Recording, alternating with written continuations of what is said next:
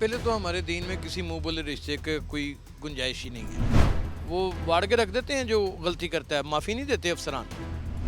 तो इसी तरह पुलिस ऑफिसर्स के साथ भी लोग एसोसिएट हो जाते हैं। गंदी गालियाँ शालियाँ निकालने के ये बड़े आदी थे। अपने मोतबर ओहदे भी उनके हाथों से, उनकी ज़बान से महफूज नहीं थे। हरकतें ज़ाहिर है पूरी पुलिस में 90% लोग आप कह सकते हैं कि करप्ट हैं। जो ट्रेनिंग सेंटर होते थे उसमें माँ बहन की गंदी गालियाँ निकालना तुरा इम्तियाज़ हुआ करता था। इन्होंने एक बुजुर्ग को बड़ा मारा, मजदूर को सरेआम, वो भी वीडियो वायरल हुई। जूतियों के साथ मारा है उन्होंने। और दर हकीकत तो यार जो सच्ची बात है वो मैं बताना नहीं चाहता कि क्या मामला है। सेकंड टाइम जो है हमें मुखबरी थी कि उनके भाई आए हुए हैं, तो जाहिर है उनसे उनका वर्जन लेना था। उन्होंने वही अरबा इस्तेमाल किया, गालियाँ निकालनी शुरू कर दी। वो फ़ोन बाप ने उठाया 15 इवन के कोई हमारे पैसे मार के बैठ जाए उसको धमकी भी हम फ़ोन पे ये कहते हैं मैं तेरे से पर्चा करावांगा, यही कहते हैं ना। अस्सलाम वालेकुम जी, हमजा बेटा आपकी खिदमत में हाजिर। आप देख रहे हैं जीटीवी डिजिटल। उम्मीद है आप सब दोस्त खैरियत से होंगे। शेराकोट लाहौर के इलाके में इंस्पेक्टर सैफुल्लाह नियाजी जो है उनका मर्डर हो जाता है, और मर्डर जो है वो किया है उनके मुंह बोले बेटे ने।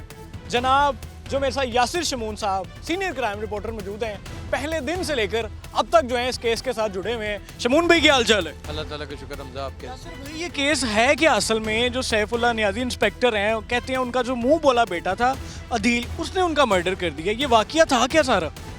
पहले तो हमारे दीन में किसी मुंह बोले रिश्ते के कोई गुंजाइश ही नहीं है। और दूसरी बात ये कि एक अच्छा ताल्लुक़ था उसके साथ, और ये 8 साल का ताल्लुक़ नहीं था, ये 2 साल का ताल्लुक़ था। 2 साल से ज़ाहिर है हम सीनियर क्राइम रिपोर्टर जितने भी हैं, मोहल्ले के लड़के हमारे आगे पीछे फिरते हैं कि पुलिस इनको इज़्ज़त देती है, इदारे इनको इज़्ज़त देते हैं, ये जान पहचान रखते हैं। वो फैसिनेट होकर हमारे आगे पीछे फिरे होते हैं, मगर छोटे छोटे काम भी करते हैं। अमूमन मैंने देखा है कैसे, मैं तो नहीं करवाता लेकिन लोग करवाते हैं। तो इसी तरह पुलिस ऑफिसर्स के साथ भी लोग एसोसिएट हो जाते हैं। अदील भी एसोसिएट हो गया, वहाँ पर मोटर मैकेनिक था, और ये गाड़ियाँ गुड़ियाँ भी वहाँ खड़ी करते थे। करीब हो गया, गंदी गालियाँ शालियाँ निकालने के ये बड़े आदी थे। इंस्पेक्टर साहब गंदी गालियाँ निकालते थे, बड़ी सख्त ज़बान बोलते थे, बहुत ही ज़्यादा। ऐसी कि अब बार बार एक बंदा यहाँ से चला चुका है, उसके बारे में क्या ऐसी बात करनी है। अल्लाह ताला उसके दर्जात बुलंद फरमाए। उसने अच्छा भी दुनिया में कभी किया होगा, लेकिन अभी तक जो शवाहद नज़र आ रहे हैं वो इतना कुछ बुरा कर दिया हुआ है कि जिसका हिसाब कोई नहीं। मैं आपको एक वीडियो सेंड कर देता हूँ, आपको सारे सवालों के जवाब उसमें मिल जाएंगे। आज से 5 साल पहले की वीडियो है, और वो हाई कोर्ट के अंदर खड़े होकर जज को गालियाँ निकाल रहे हैं। इंस्पेक्टर सैफुल्लाह साहब, हाँ जी, जज को गालियाँ निकाल रहे हैं। वो आप चला दीजिएगा। अब ये विजुअल तो झूठ नहीं बोल सकते, और क्या लफ्ज़ और क्या अलकाबात नवाज रहे हैं, और किसके साथ तशबीह दे रहे हैं जज को, और कहाँ पे बजने के लिए कह रहे हैं, वो सारी बातें आप सुन लीजिएगा।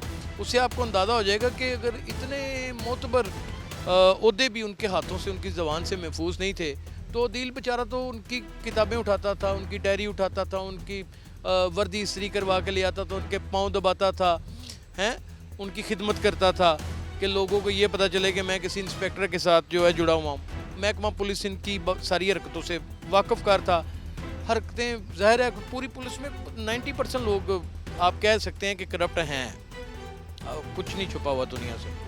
तो ये कांस्टेबल से इन्होंने तरक्की की, और जिस दौर में ये कांस्टेबल भर्ती हुए तब जो ट्रेनिंग सेंटर होते थे उसमें माँ बहन की गंदी गालियाँ निकालना तुरा इम्तियाज़ हुआ करता था, और जो सबसे अच्छा ट्रेनर होता था वो ज़्यादा अच्छी गालियाँ निकालता था, ठीक है ना जी। और छितर लितर ये तब की पैदाइश हैं, और ये रूरल एरियाज़ में रहे, रूरल एरियाज़ गाँव देहाती इलाकों में, तो वहाँ पे अफसरान की आने जाने की भी कम होता है, राब्ते भी कम होते हैं, उनकी नज़र से भी बचे रहे। ये फिर जब अर्बन एरियाज़ में लगे तो फिर यहाँ पर बहुत सी कंप्लेंट्स इनके आई। इन्होंने थाना मजंग में या फिर गुजरपुरा में, मुझे सही याद नहीं है, इन्होंने एक बुजुर्ग को बड़ा मारा, मजदूर को सरेआम, वो भी वीडियो वायरल हुई। जूतियों के साथ मारा है इन्होंने बाकायदा तौर के ऊपर। उसके अलावा ये मियाँ इमरान अरशद के साथ भी लड़ पड़े, एक रक्षा ड्राइवर के ऊपर झूठा पर्चा दे दिया। ये तो खुली किताबें हैं ना, ये तो आम है। उसके अलावा भी आप जो मर्जी इनसे करवा लें, ये कर लेते थे, और इनका एक अपना ही मिजाज था, माफ़ी नहीं थे देते ये किसी को। लगता शमून भाई कि इस तरह बड़ा गलत मामला जो है हम चल पड़े हैं। अगर कल को कोई और किसी पुलिस वाले पे अटैक कर दे, कोई हमला कर दे, देखिए अदील के इस अमल को आप अच्छा तो नहीं कह सकते, इसको तो कंडेम ही किया जा सकता है। जो भी है वो बावर्दी पुलिस अफसर है, चाहे उसने वर्दी नहीं थी पहनी हुई, वो पुलिस फोर्स का एक बहुत बड़ा हिस्सा है, इंस्पेक्टर है।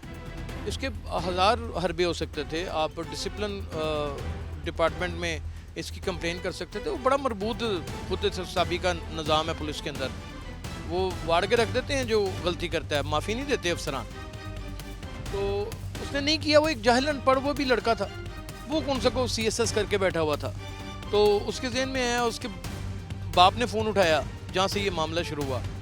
और दर हकीकत तो यार जो सच्ची बात है वो मैं बताना नहीं चाहता कि क्या मामला है। मैं कहता हूँ कि छुपी रहे बंदा, अल्लाह को प्यारा हो गया है। मैं पगड़ी उछालूँ उसकी। आप डे फर्स्ट से डेली वहाँ पे जा रहे हैं, कभी दुकान वालों के इंटरव्यू, कभी नहीं, उनके मैं एक ही दफ़े गया। रिलेटिव जो हैं सैफुल्लाह की फैमिली, कोई भाई भी थे वो भाग गए आपको देख के। सुन लें, मैं सिर्फ और सिर्फ 2 दफ़ा गया हूँ वहाँ पर। एक दफ़ा जाहिर है कि मैं क्राइम रिपोर्टर हूँ, तो मैंने क्राइम सीन देखना था, स्पॉट चेक करना था।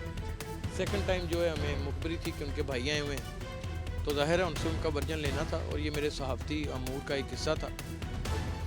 और इसका ये मर्डर कैसे हुआ वो मैं आपको बता देता हूँ, और कोटेड करके बता देता हूँ, शुगर कोटेड। और वो ये हुआ कि फ़ोन किया रात के वक्त सैफुल्लाह न्याज़ी साहब ने, किसी बात पे इसका तनाज़ा चल रहा था सैफुल्लाह न्याज़ी का अदील के साथ।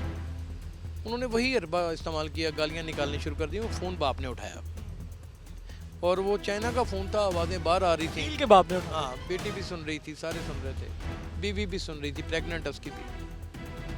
तो जाहिर है वो फिर बर्दाश्त नहीं कर सका, तो सुबह उसकी फिर उसी बात के ऊपर तकरार हुई। वो गया ऊपर जाके उसी का पिस्तौल पकड़ा, कमरे के सारे राजो न्याज उसके पास थे, उसने उसके ऊपर फायर खोल दिया और इनको जान भाग कर दिया। और लेकिन ये अफसोसनाक वाक़या है। और दूसरा ये कि गलत हुआ, ये नहीं होना चाहिए। ये रविश अगर पड़ गई ना तो ये तो क़यामत बर्पा। यही पुलिस अफसर हैं जिन्होंने एट द एंड ऑफ हमें सपोर्ट करना होता है। आज हम जितना मर्जी पुलिस को गंदी गालियाँ निकालने, हमजा हमारे घर में कोई घरेलू नचाकी भी हो जाए ना, तो हम पुलिस को ही करते हैं। फ़ोन हम पुलिस को ही करते हैं। 15 इवन के कोई हमारे पैसे मार के बैठ जाए, उसको धमकी भी हम फ़ोन पे ये कहते हैं मैं तेरे पे पर्चा करावांगा, यही कहते हैं ना। तो इसकी अफादियत को पुलिस की ख़त्म तो नहीं किया जा सकता, लेकिन पुलिस के अंदर जो मामलात हैं उसका असरनो जायज़ा इसके अफसरान को और सरबराह खान को लेना बड़ा ज़रूरी है। वरना जितनी बातें उनको पता हैं और हमें पता हैं, ये तो आने वाले दिनों में क़यामत बर्पा हो जाएगा, तो गलत हो जाएगा। Thank you so much Yasir भाई फॉर योर टाइम। तो हमने जो सारा जो सैफुल्लाह न्याज़ी का मर्डर हुआ, जो सारे मामला थे, वो यासिर भाई से जानने की कोशिश की। आपको इस हवाले से क्या कहना है, कमेंट सेक्शन में अपनी कीमती राय का इजहार लाजमी करें। Keep watching GTV digital. अल्लाह हाफ़िज़।